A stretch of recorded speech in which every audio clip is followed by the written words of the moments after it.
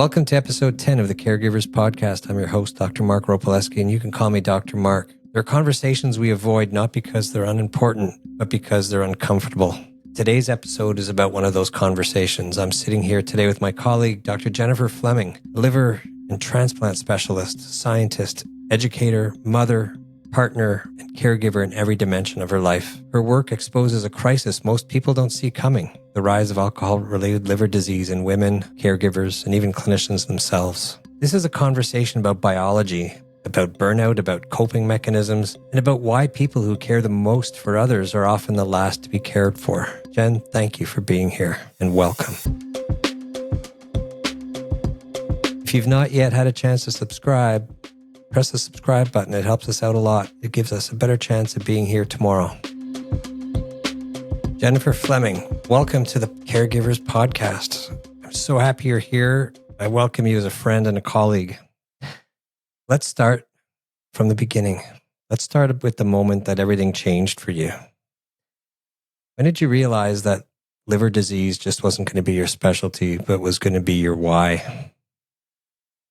Thanks, Mark. Thanks for having me here.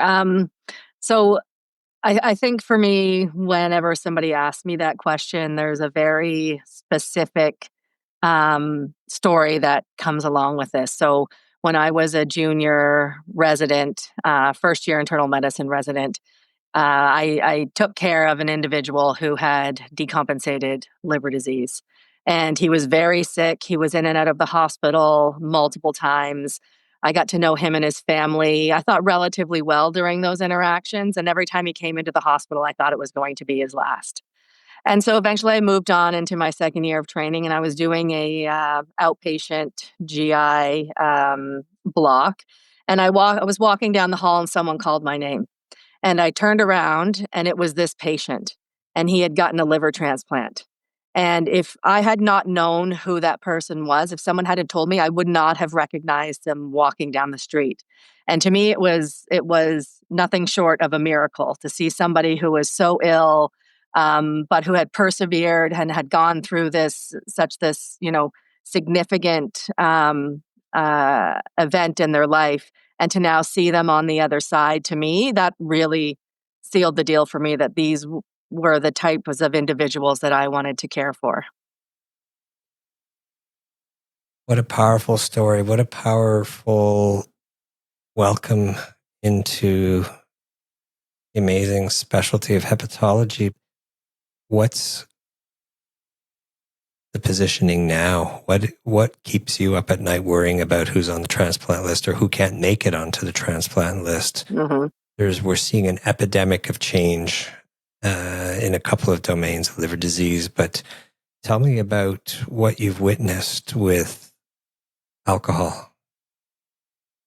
So that's also an interesting story that has evolved over my journey as a physician. So I would think, we all have always associated alcohol with liver disease. That's just, the general public knows this. That's well known. But I would say that, early in my training, we would see it, but it would be kind of your typical, stereotypical individual, middle-aged, older Caucasian male with severe alcohol use disorder, who was coming in with very severe liver disease. And so that's what we would typically see. Mm-hmm. And then I recall in my fellowship training, or in my GI training, there was one time I was on call and I got called to come to the ICU. And there was a young woman in there, and she was probably in her mid-30s, and she was in liver failure from alcohol. And she was a mother. And I remember sitting there and I was like, this is so strange. I was like, I've never seen this before. This is not something that we typically think of when we think about alcohol-associated liver disease. And I just remember that really stuck in my mind, because to me, I was like, oh my gosh, I've never seen this before. Now I see it almost every day. And so it's been shown really over the past decade that alcohol-associated liver disease is escalating. And when you look at the trends of who it's impacting more so than others, it's actually young women, where the rates are going up faster than any other demographic. And we see this. I remember that, to think that when I was in my training 15 years ago, I saw one case and it stuck with me because I'd never seen it before. And now it's just bread and butter. I It see it all the is. time. Last time I So was it's on call, we had a really, couple. yeah, And yeah. Like it's shocking. and it's not just here, it's everywhere, you know? And that young person in liver failure, when the liver's failing, complications can arise and they can be catastrophic. Things like bleeding, where in the blink of an eye, a liter of blood is vomited and there's blood everywhere. Patients are rapidly put on ventilators so they don't drown in their own blood. And then we get called in hoping to make the difference. What's that like in the moment for our listeners to understand? It's very dramatic. And, some are, more dramatic than others, but it can be exactly like you described. You can walk into a room in the emergency room and there can be blood splattered everywhere, from individuals who are vomiting up blood from these varices, these veins that are a complication of their cirrhosis and liver disease that are like balloons. And when they get to a certain pressure, they just pop and burst. And then blood just gushes out. So, it gets your adrenaline going. But at least based on your skill set that there's something that you can do to help. So typically, we come in acutely, we get the patient stabilized, they may require intubation, transfer to the ICU, and then we go down with endoscopy, which is our scopes with little cameras and lights on the end. And we go down and we find these big veins and we try and stop the bleeding. And for the most part, we can typically control somebody's bleeding. We can typically, stabilize them and get them out of that acute phase. Certainly, there's people who actually don't make it and may die at that first presentation. But I think for the most part, we're able to get people out of that acute phase. But sometimes it's the person's very first knowledge that they've ever had liver disease, because liver disease is silent. And so I've seen many people who come in for the very first time where they're having a major complication from advanced liver disease who never even knew that there was something going on. And so then their journey starts there and wondering, how did I not know about this? Why me? What can we do about it? Am I going to die? So it can be such a life-changing thing that happens to somebody. Well, I remember not all that long ago, just, managing to get the bleeding to stop. And we were finishing up and just looking up at the head of the bed, seeing this young woman. And I just couldn't help but shake my head. And it just, the impact just, I think on caregivers, on specialists too, seeing this trend. It needs to be understood. It needs to be dissected. We need to think about factors that are contributing to it, and we need to think about how we can change the path here, because for someone to face complications as you described and never really knowing means that there's a public health initiative here that we really need to tap into, and caregivers everywhere need to know about it, both at primary care and specialist care. So why is alcohol-associated liver disease on this rampant rise, especially in young women? So I think there's many theories. I don't think there's just one thing that's driving it. So it is a public health crisis, really. Like, alcohol-associated liver disease can be 100% preventable if individuals aren't exposed to alcohol. But I think there's been multiple things that have happened within our society and within the alcohol industry, especially over the past decade, which has really put young women in a situation where they're being exposed to alcohol at levels that they hadn't been before. So first off is, if you look historically, if you look back 50 years ago, and look at drinking patterns among men and women, men always drank more alcohol than women. And then multiple studies have shown that this gender gap has closed, and it started closing around individuals who were born around 1980. Wherein that men and women were now drinking the same amount of alcohol as before. That's compounded by the fact that females, so female sex, so biologically you're born as a female, there's certain things that predispose you to harms from alcohol at lower levels than your male counterparts. So one is alcohol dehydrogenase, which is the enzyme which metabolizes alcohol, is made in the stomach. But it's been shown that women have, on average, 30% less of this enzyme that they produce compared to men. So they are having more alcohol for the same amount of alcohol consumed that is not being metabolized and can lead to toxic buildup. Mm-hmm. The second is, in general, females are of smaller body habitus and have lower levels of body water than do males.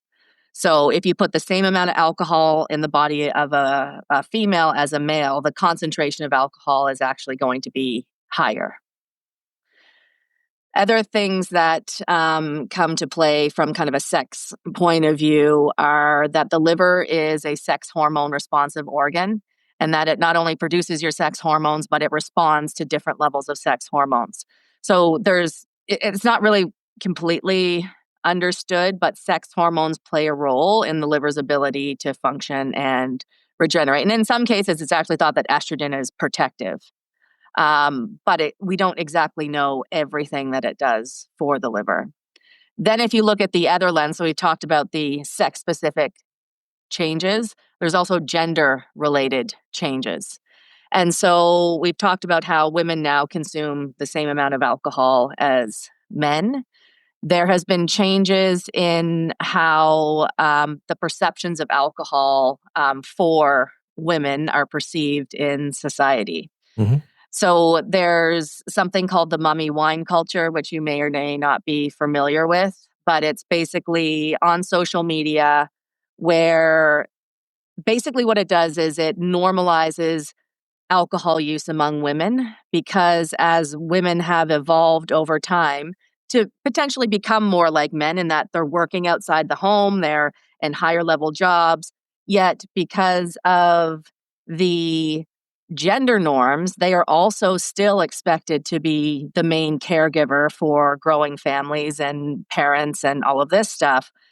Now women actually have double the job that they potentially would have before, with double the stresses and the need to multitask and do everything with society's expectations that you have to be a perfect mother, you have to be a perfect coworker, you have to be a perfect friend.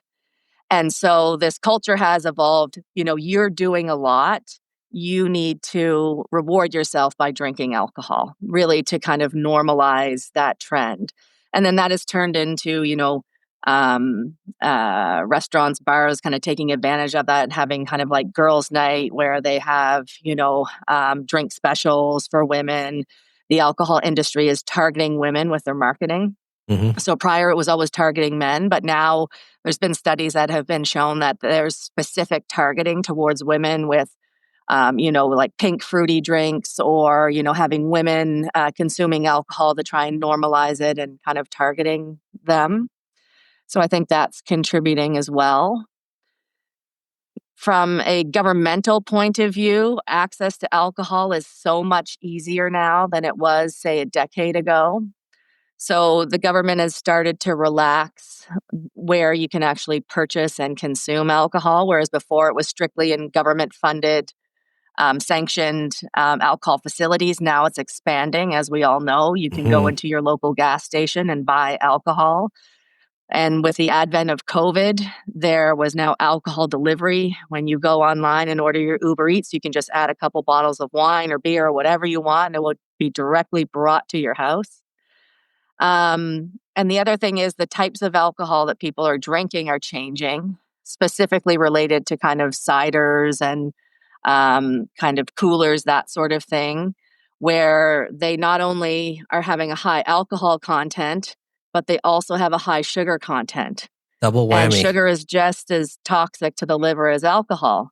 Yet there's no label on alcohol, unlike any other thing that we put in our body where we can look at the label and say, okay, there's this much fat, there's this much protein. Okay, I know how much is good for me. I know how much. We have no idea how much alcohol is in the container you're consuming. Yet people are telling us, oh, cut down on your alcohol, only have one standard drink per day. What's a standard drink? How many standard drinks are in this? That I'm like, that people don't have information to understand what they're actually consuming. So how can they actually follow recommendations if they don't actually know what they're consuming? So I think kind of all of these factors is kind of this perfect storm, in addition to other cofactors for liver disease, which are also escalating, Mm-hmm. specifically among young people, including individuals living with obesity, diabetes, and other metabolic risk factors. That type of marketing you described, that's been around for a long time. I think cigarettes used to get marketed to women like that. Like, Mm-hmm. you've earned it, baby, I think was a slogan from the 1970s. But, this phenomenon that you so amazingly described, paired with, I think, still some prevalent notions that, moderate drinking is okay. It may even be healthy for you. I think there are a lot of people who critique the research now, saying that, some of the benefits of alcohol were probably just construed because of poor confounded by other, study design, right? Mm-hmm. And Mm-hmm. the average listener or the average person who's exposed to advertising doesn't have the skill set to figure those things out, and relies on what they hear and common shared ideas amongst peer groups and amongst whoever they speak with, and now on social Mm-hmm. media, of course. And you can see how this sort of snowballs forward. Mm-hmm. And when you mentioned obesity and the population having higher BMIs, that doesn't only synergize for liver disease, but alcohol has been identified as a carcinogen, and among those with higher body mass indices, its carcinogenicity goes up considerably. Yet that's Mm-hmm. kind of a little bit under the radar. We're not hearing that broadcast broadly Mm-hmm. and loudly. What are your thoughts about that? It's very true. I was at a public health Ontario symposium related to alcohol, and around messaging that they wanted to be able to convey to the general public regarding alcohol and how it is associated with cancer, because I think some people don't necessarily intuitively make that link, but it certainly is. With respect to liver disease, it certainly would be a main driver of liver cancer, but it's also been associated with breast cancer, colon cancer, lots of different types of cancer. And so I think it's really kind of, public health, I think, is starting to, I shouldn't say start, I think they've always understood that alcohol from a public health perspective is not good for society. But alcohol is such an interesting substance because, you can kind of compare it to, like we said, tobacco and cigarette smoking and how that kind of all evolved over time. But alcohol is so ingrained in our culture related to socializing, celebrations, all of this. It's in, the alcohol industry is very powerful. The government makes money from selling alcohol. So the whole thing is, there's a lot of conflicts of interest. On the one hand, you want to do best for society, then really you should just completely cut out alcohol altogether. But on the same token, people enjoy alcohol. It's something that can bring joy to their life. They spend time with friends and family, that sort of thing. It's kind of, there's the yin and the yang here of, yes, Mm-hmm. it's really bad, but oh, it's really good. And I think that society and people in general really struggle when new guidelines come out surrounding alcohol, because I think the majority of people don't wish it actually wasn't harmful, because of how ingrained it is in our society It's and how very people do enmeshed. Yep. enjoy using it, right? So it makes it very difficult. When Health Canada came out a couple of years ago and changed their alcohol guidance to say that you shouldn't really have more than one drink per week, everybody was up in arms. And it's not necessarily that it was new information, it was just information given to them in a different way. And for people who use alcohol and felt as before they were using it responsibly and want to continue to do it that way, to all of a sudden be told, oh, even one drink per week is harmful, then makes them reflect back on themselves. And I think have to kind of reconsider their relationship with alcohol, but again, be struggling with what to do. Well, it is that struggle, right? Because you then sort of enter that sort of reevaluation of your identity and how you identify that relationship with alcohol. And to use your example of an overburdened woman caregiver who might feel a lot of pressure to conceal their distress associated with the responsibilities, you could see how that relationship with alcohol, might at least in some veins be looked at as, not necessarily a negative relationship, but just one that exists, but they're trying to live healthy around that. And now all of a sudden that's wiped off the table. But in caregiving in that sort of sense, and whether it's physicians, nurses, home caregivers, tack on the sandwich generation where you might be a professional and then home giver to your family and then have extended family you're looking after. I mean, do we underestimate the risk of alcohol use disorder in those populations? There's so many sociological factors that are just cramming in. I imagine there's a little bit of a sort of tip of the iceberg effect here, that there may be a lot more. And maybe that is potentially fueling yet the next wave as, caregiver numbers are increasing, responsibilities are increasing. Caregiver burnout is such a huge factor now, as the number of people who need to be cared for by others are going up, and we're actually facing shortages professionally of individuals who can help. It seems like a perfect storm is brewing. And if ever there was a time to say, just don't turn to alcohol as the solution, it might be now. Try and get out for a walk after dinner. That'll serve you a lot better. What's your read on the landscape of where caregivers find themselves? And, I appreciate your description of the extra burdens that women still naturally take on when they're trying to fulfill themselves to the whole potential that they ascribe to. Yeah, I think there's not a lot of data on this. I think we know in general that in the general population, alcohol use disorder is thought to be about 5% of the general population. Again, that is all based on individuals reporting and answering questions related to the harms of alcohol. It's not so. Alcohol use disorder is actually a psychiatric diagnosis that is made based on how alcohol is impacting your life and your relationships. And so there has been some work done looking at alcohol use among caregivers. Specifically, my knowledge is related to physicians as well as medical students. And typically, whenever they've done surveys related to that, the proportion of individuals who either have heavy alcohol use, binge drinking, or alcohol use disorder is always higher than what's in the general population. That's even based on some Canadian statistics from Canadian medical students as well, where they found that almost 50% of individuals in medical school were using alcohol in a harmful way. And I think that one thing is, sometimes we may not recognize how we are using alcohol in order to treat some of the stress and burden that builds up from being caregivers.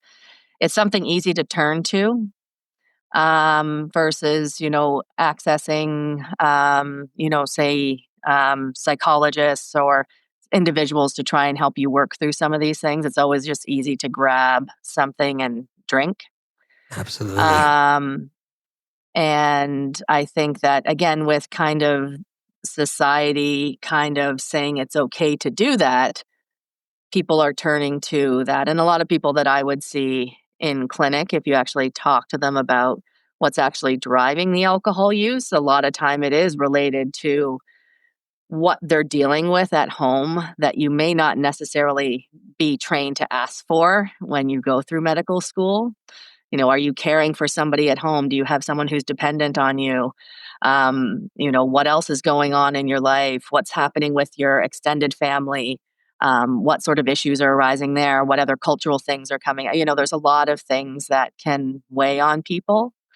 And I think particularly for women, and this has been shown too, if you look at differences between males and females with respect to seeking treatment for alcohol use disorder. Females are much less likely to do so, probably for many reasons. One, especially if their mothers or caregivers, the stigma associated with that and fear that your children might be taken away if you divulge that you actually have alcohol use disorder.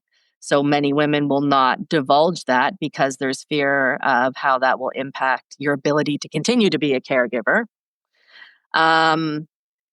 Treatment for alcohol use disorder is complex. It's not simple. It's medical therapy as well as usually cognitive behavioral therapy.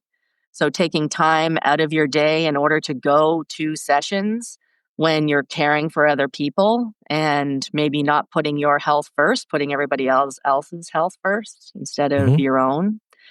Having to take time off work in order to get the treatment that you need if you really want to work at it. And so loss of income if you're taking time off work, especially say if you're a single mother caring for children and you are the sole income earner, it might not be what you think in your best interest is to take a half day off to go get yourself treated versus bringing home that income to support your family. And there's also lots of data surrounding intimate partner violence and how approximately 80% of women who have suffered intimate partner violence have underlying alcohol use disorder, again, as a coping mechanism to deal with the trauma that they've faced because it's difficult to deal with it otherwise because it's very difficult. You might not want to divulge it. It's time consuming and you may not be able to get away from your partner. So you talk about the burden of caregiving, and I think some compounding factors which probably fuel that a lot is a sense of disconnection, a sense of loneliness when you feel like you're in it alone and the caregiving is overwhelming. And I think that extends towards professionals functioning in a system that's under a lot of challenges these days. And, the humanity that comes with struggling with substance use, not necessarily having a disorder, but not being appreciative of the power it has to take a more prominent place in your everyday approach to trying to adjust to the pressures of caregiving, to the pressures of life, to being everything to everybody. The shame factor and this acknowledgement or unacknowledgement of the humanness of being vulnerable to those things really creates a horrid storm of potentially labeling and really sort of creating a destructive environment for people to function in. What are the youngest patients you're seeing with this type of liver failure? I mean, if you look at the data from like Canadian data, the average age of first drink in Canada is about 14, 15 years old, right? So, I mean, I think that we always kind of think, oh, well, they're, quote unquote children, but children can drink a lot of alcohol, especially binge drinking. So it can start early. And it's really interesting. Like over the years, I've kind of evolved in like how I take my history of alcohol. But, sometimes you'll talk to people and they started drinking at 8, 9 years old. Is when they would have been starting to, depending on the culture in their family, or if they're in situations where, again, they're turning to alcohol because they have nowhere else to turn to. I think the youngest person that I've seen is probably mid-20s, coming in with liver failure from alcohol. I think that's probably around the youngest age I think most of my colleagues would have seen. I don't know if I've seen anybody younger than that, but probably mid-20s. And we've certainly seen younger people have, their body has resilience and can sort of muscle through that yeah. Yeah, and I mean, your liver is very resilient, right? Like you have to do a lot of damage to your liver from alcohol in order to end up in liver failure. It's not, so the people who are, progressing to this rapid liver failure are consuming large amounts of alcohol on a regular basis. But that can happen, right? The patterns can be established young too. And it's that classic stereotype of the young teenager who downs 6 coolers in 45 minutes and then is wasted for the next God knows how long. And I mean, that's just sudden surge, which is just so toxic. Yeah. And then if you would compound the sugar on that, like I really think that kind of, seeing these young people and sometimes asking them what they're drinking. Um, a lot of them are drinking those like tall boy ciders.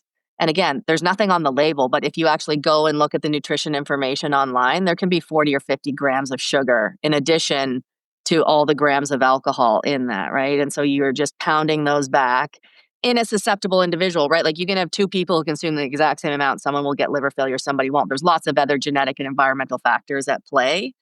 But I think in that susceptible individual, their liver can't tolerate it, but they don't know, right? Like you think you're young and you're resilient and everybody else is doing it and, I'll be fine. Oh, I'm hungover. I'll get better. But in certain people, it's not as simple as that. It's, back when we were all little once and young once and were tempted to try alcohol because we saw the adults in our life and the extended family in our lives drink it. Usually you snuck a swig of whiskey and most of the time, or some other distilled spirit, and most of the time you grimaced and you spat it out and who could drink this stuff? But now it's all switched to, this is amazing. Bring me more. Mm-hmm. And it just, it's out of control. Yeah, it tastes like there are no worries. Mm-hmm. Thinking back to the vulnerability, you can appreciate how much,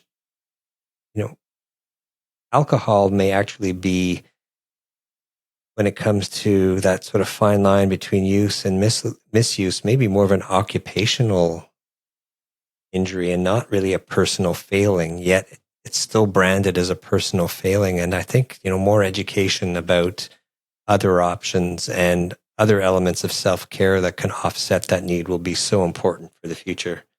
If you could rewrite one public health message about alcohol with all you've witnessed and seen, taking into consideration what you've learned, your training, your firsthand experiences of livers failing in 20-year-olds, what would it be? What would be the most important message you would offer out there? Ooh, that's a tough one. I think overall, I feel as though the general public is undereducated about alcohol. There's lots of myths, there's lots of hearsay, there's lots of stereotypes about alcohol. I think we need to open up the conversation. I think the other thing, one of the things I think really drives people's inability to seek the help that they need is the stigma surrounding alcohol use, and specifically alcohol use disorder, and how society puts the blame on the individual that it's their choice and that they've made this decision. So why should we help them? That alcohol use disorder is actually a disease, and it's a chronic disease, and it can go into remission and it can relapse just like any other chronic condition. And it requires identification and it requires treatment. It's not just a choice. And I think if we as society start to recognize the significant harms related to alcohol and that it's not just a personal choice for individuals who have underlying alcohol use disorder, if we can be more empathetic and compassionate about the situations that typically these people are in, then I think when we become more empathetic and we can kind of gain some perspective, then maybe we can try and change the narrative and provide more supports in society's journey with alcohol. I wanted to take the time to thank you for being with us today. You bring such an authentic story and one that we can all learn from with such important messaging as well. It's worrisome to know that over the course of 5, 10, 15 years, a couple of drinks after each shift can translate into irreversible surprises. And I hope that your message was heard loud and clear today, that we need to be aware, we need to be careful, and that we need to do what we can to not find ourselves in that situation. And to the young generation who's listening, young students in different fields, young people everywhere, this one was for you. Thanks for being here. Thanks for joining us on the podcast today, and thanks for listening, and we'll see you next time. Before we wrap up, I wanted to remind you of something important. The conversations you hear on this podcast are here to inform, to support, to spark reflection. They're not a substitute for professional medical advice, care, therapy, or crisis services. Listening to this podcast does not create a doctor-patient or caregiver-client relationship between us. If you're facing a medical concern, health challenge, a mental health challenge, or a caregiving situation that needs guidance, I encourage you to reach out to a qualified professional who knows your story. If you're ever in crisis, please don't wait. Call your local emergency number or recognize crisis hotline right away. You deserve real-time help and support. The views you hear on this show, whether from me or my guests, are our own. They don't necessarily reflect any organizations we work with, or are part of, or have worked with, or been part of in the past. This podcast is an independent production. It's not tied to any hospital, university, or healthcare system. Thank you for being here, for listening, and most of all, for taking the time to care for yourself while you continue to care for others. I look forward to hearing from you.